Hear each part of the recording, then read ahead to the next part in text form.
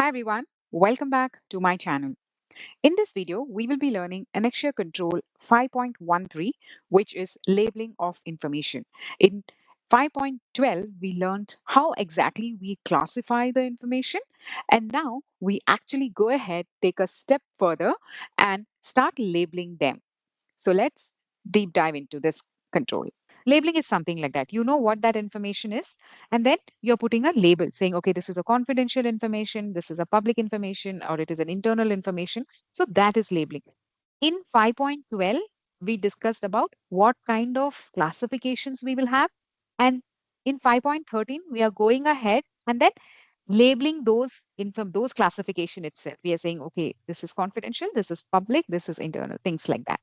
So let's try to understand what ISO says related to labeling of information. Appropriate set of procedure for information labeling should be developed and implemented in accordance with the information classification scheme adopted by the organization. So it says that in conjunction with the information classification scheme that whatever your organization has, like government organization will have top secret, secret, sensitive, whereas private sectors will have confidential, highly confidential, restricted, things like that, right? So it doesn't give you that you have to have these kind of classifications. It depends on you. However you want, you can classify. Based on these classification of your organization, it says that you have to have a procedure for all this information labeling.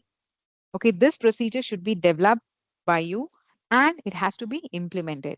All the documents that are confidential should be labeled as confidential. If your organization says that we are going to classify as confidential, restricted, public, internal use, something like that, then follow this, whatever it is. But make sure you have a procedure for your information labeling. You develop that procedure and you start implementing it based on your organization schema, which has been adopted by your organization. It clearly says that. But then what is the reason? What is the purpose of labeling this information?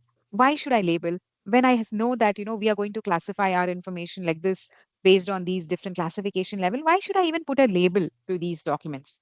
The reason, only reason is to communicate to people.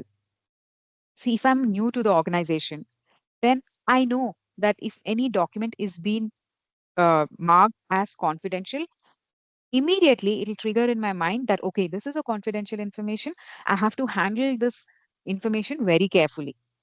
It is something like a signboard, how you need to be cautious when you're dealing with these kind of information. That is the only purpose. So the purpose is to facilitate the communication of classification of information and support automation of information processing and management so that you can manage these information appropriately.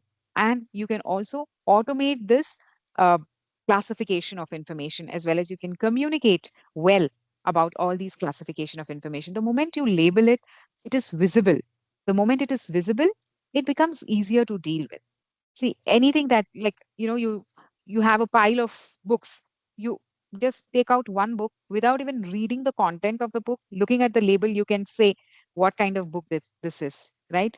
The context you can say. Or maybe if your child's school bag, you just take out one book, you know what kind of book that is because the label is written on it. Something like that. Communications becomes easy. It is easy to handle. It is good. It is easy to process, and you can also it also supports an automation of information processing. How it supports, we will read that in the coming slides. How this labeling will help in automation. Procedures for information labeling should cover information and other associated assets in all formats. See, your asset or your information, any format it could be. It could be in your SharePoint, okay? Any digital files, it could be a physical copy, any associated assets or information, any format that information can be. You should have a proper procedure documented. The labeling should reflect the classification schema, and also your labeling should reflect the classification whatever was established in 5.12. See, it is relating directly in the control itself. Based on this control, whatever classification that you have defined there, your labeling should reflect them. And irrespective of what kind of format your information is, your labeling should still exist. You cannot say, okay, this is a poster, where, how can I label it? No, still go ahead and label it.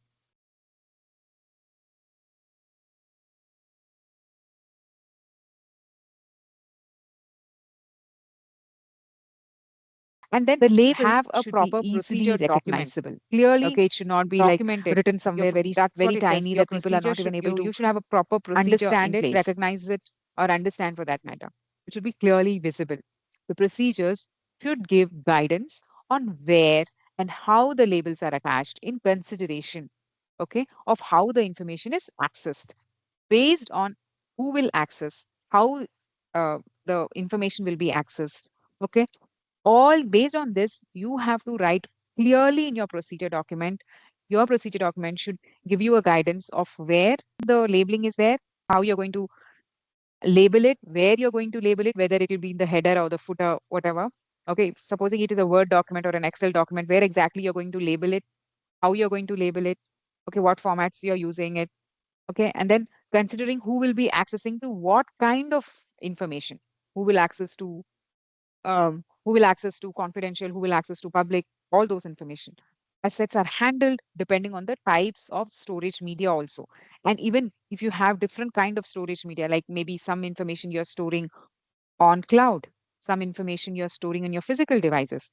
Based on this also, clearly your procedure document should say, if you're storing in cloud, what formats you're using, how you're going to label them, physical devices, how you're going to label them. Your document should give you a complete guidance. That's what it says. A label should be easily recognizable. The procedures should give guidance on where and how labels are attached in consideration of how the information is accessed or the assets are handled, depending on the types of the storage media. And the procedures can define what all should be there in your procedure. That also gives you a very high level. It says that cases where labeling is omitted. Maybe publicly available information, generally you will not mention as public, because if nothing is mentioned, you know by default it is public, because if it is definitely confidential, you will definitely mention it. So of all non-confidential information, if you're not putting it there by default, it is public. And then basically we do that just to reduce the workload so that it doesn't overwhelm the people who are working it. So what are the cases where you're not going to label? That should be mentioned in your procedure document. How to label the information which is sent by or stored on electronic or physical means or any other format. Okay, how you're going to label each and every information, whether it is in physical means or whether it is stored in electronical means, whatever format, whether it is CSV format, whether it is in the SharePoint, whether it is in any database, whether it is in any tool, how you're going to label, everything should be covered. How to handle cases where labeling is not possible, right? Sometimes due to certain technical issues, labeling will not be possible. How you're going to deal with those kind of things. Some of the examples of labeling technique is, you can have physical labels wherever there is, you know, printed documents or maybe posters or, some physical, maybe you're storing it in a storage device which can be carried from one place to another place due to some reasons, whatever. Then have a physical label, physical seal on it saying, okay, this is confidential information. Then if it is a Word document or an Excel file or any those kind of document, you can use header and footer. This is some of the examples it is giving you. Okay, then metadata, watermarkings you can have. You can have rubber stamps for all these physical information. You can have watermarkings, right? How water you might have seen whenever you request some information on the back of the document only, it will say confidential, or maybe it'll write your name also. That watermarking will be there on those documents. Those also, there are certain tools that you can use for watermarking.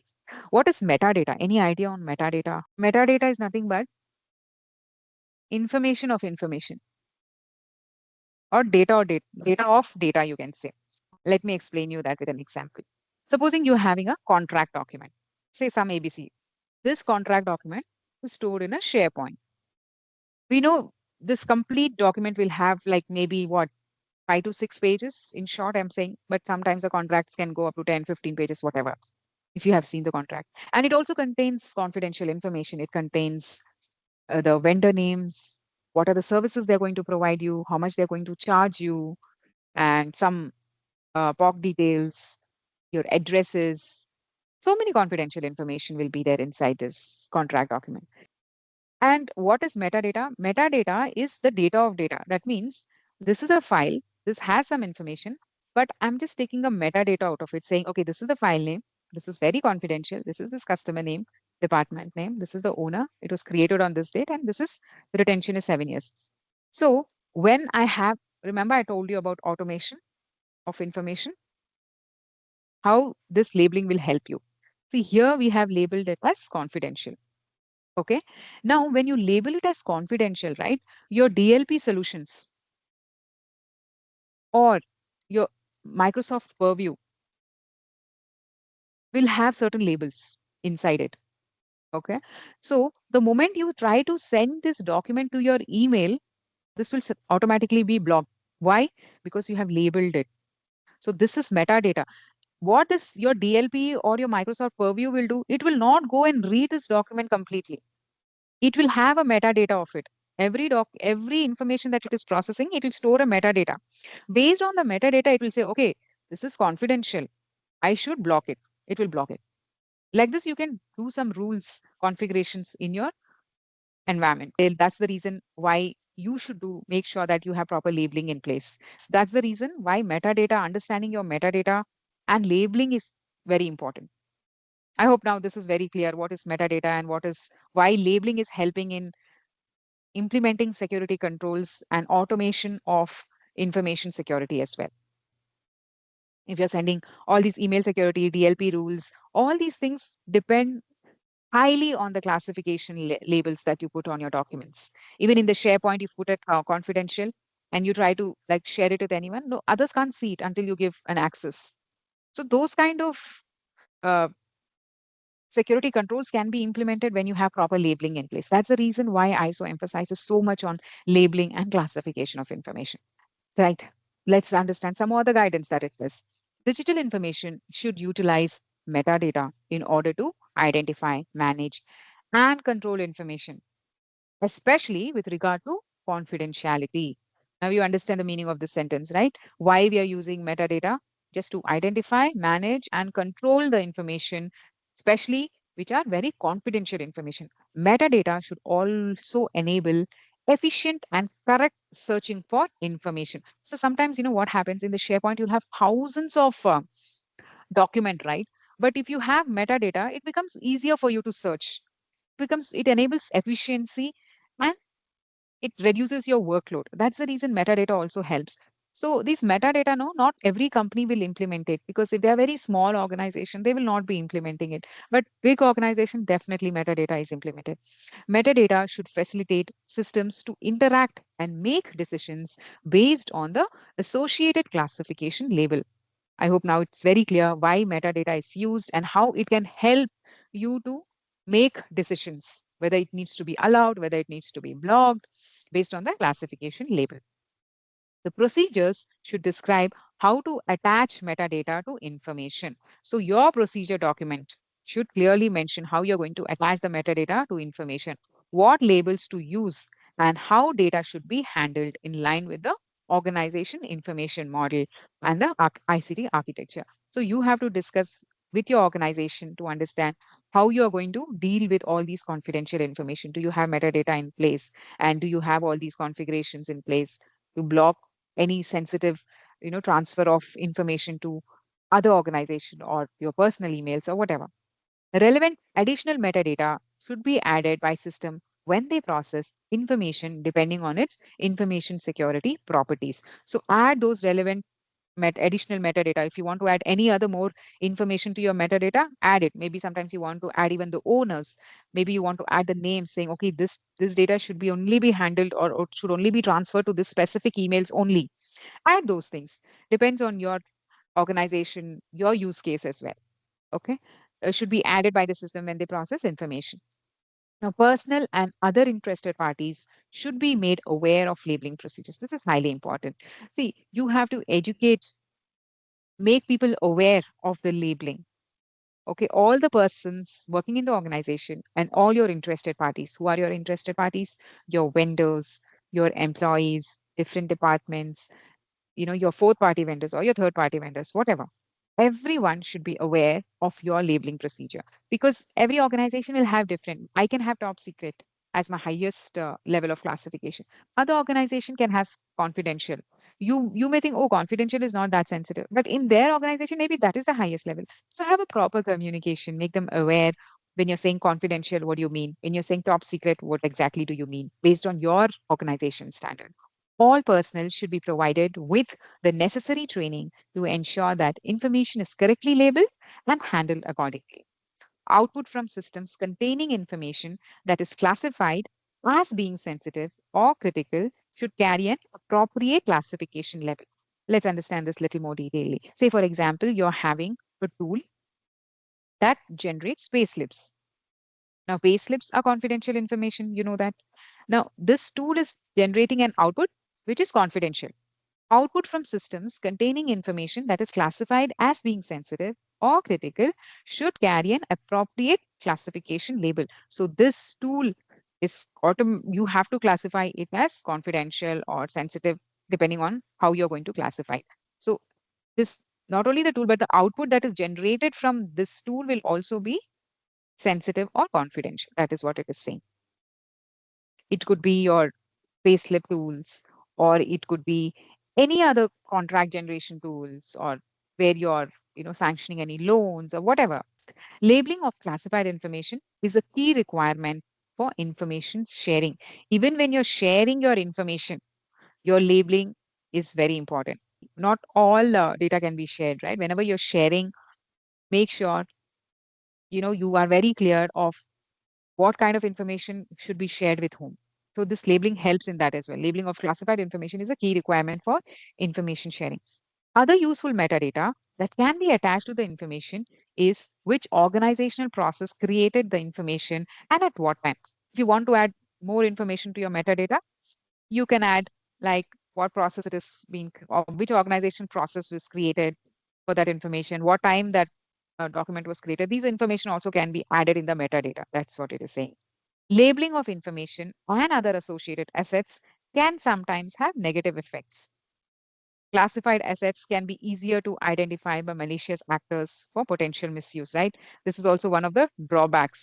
Say you have labeled a document as confidential. The moment he sees this, he will be understanding, oh, I have got hold of very confidential information. So this is one of the drawbacks of labeling, but it has its own benefits because you can automate it, you can implement security controls. That's the reason. Also, you have to be very careful because it can also go in a wrong direction.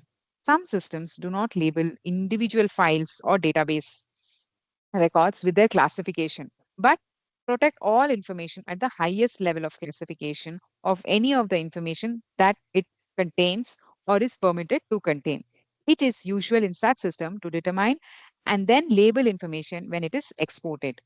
So some systems, they do not have any label. They don't label individual files or database records.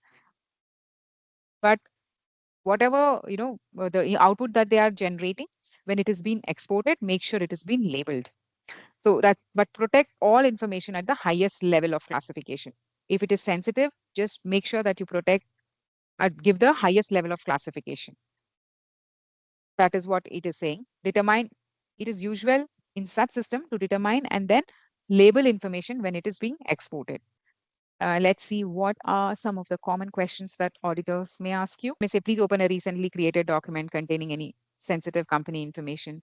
Show me how you're exactly classifying it, how you're labeling, where is the label, how do you classify this information? Like what are the different classification level you have? At that time, you can show your classification policy procedure documents here for this. Can you show me your information classification labeling policy or procedure document? How do you apply labels? Who's responsible for applying labels? Definitely, it is not the implementer. ISO implementer will not label it. The team to which this information belongs to, the team lead or team manager, whatever, he will own the responsibility of labeling it. Your job as an implementer is to tell them, guide them, educate them, make them aware that, these are the labels and this is the requirement. Depending on the sensitivity, depending on the content of that information, you are the right judge. These are the levels that we have defined. Now you classify. You are responsible for labeling your information. Can security controls like DLP recognize the classification? Maybe, they'll ask you to show the screenshot of how the DLP configuration is done. What happens when labeled document is copied, downloaded, emailed, or shared externally? What procedure? What procedure do you follow? You can say, okay, once it has been copied or shared, it has been blocked. It cannot go through because it will be blocked. If at all it is still gone, then we educate the team member not to do that. We tell them, give them awareness training. We try to recall those information. We try to review our documents to see what kind of information was shared, things like that. What happens when incorrect or missing labeling is discovered? How are you dealing with this kind of information? Again, awareness, education, telling the team. Maybe you can review it quarterly to see all your documents have been labeled or not. You can have a quarterly review. All those things you can tell. What will be the potential minor non-conformative? If there is a small number of documents which are incorrectly labeled or the procedure is not properly implemented, then it can be a minor non-conformative. What would be the major non-conformative? If there is no labeling process at all in your place, in your organization, you don't have any none of the documents being labeled. You don't have a process at all in place. A significant portion of sampled information is not labeled. See, the auditor will not come and see every document, right? It'll just ask you to give you a sample of documents where he can check whether you're having proper labels in place or not. So if they ask you 10 samples and out of which 9 are not labeled, then it becomes a major. Employees broadly don't understand the classification schema. They can interview any employee randomly and say, okay, can you tell me what kind of document this is? If they are not able to answer, that means what? You have not trained your employee on the information classification schema. So if you don't understand that, that also becomes a major non-conformative. Organization claims technical enforcement, but cannot demonstrate it. You're saying everything is mentioned in your process document, but when the auditor asks you for showing any artifacts, you have nothing. Then that becomes a major non-conformative. Sensitive information is routinely shared without appropriate controls. So sensitive information should not be shared just like that. You should have proper controls in place. So these are some of the common questions or common non-conformatives. Just ignore the headings there. That's all for this video. I'll see you in my next video where we will be discussing another annexure control. Until then, thank you for watching. Bye bye.